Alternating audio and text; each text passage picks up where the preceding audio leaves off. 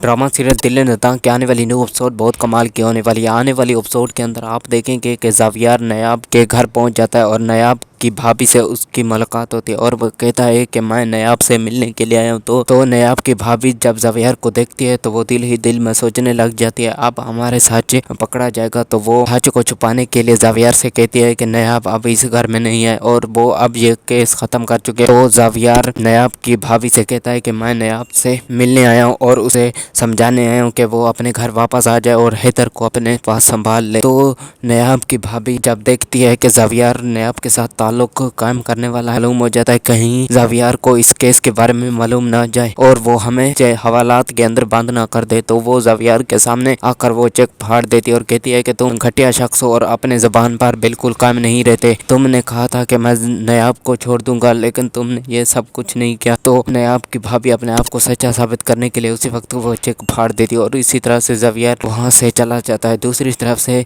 नायाब और जुनैद दूसरे घर शिफ्ट हो जाते हैं और वो दानिया को बेनकाब करने के लिए अपनी चाल चलना शुरू कर देते हैं और कहते हैं कि और जुनैद नायाब से कहता है कि मैं दानिया को नहीं छोड़ूंगा। अब तो मेरा शादी से भरोसा ही ख़त्म हो चुका है। उसने मेरी ज़िंदगी इस तरह से तबाह बर्बाद की है कि मैं सोच भी नहीं सकता कि मैं दोबारा ज़िंदगी अपनी शुरू करूं या ना करूं।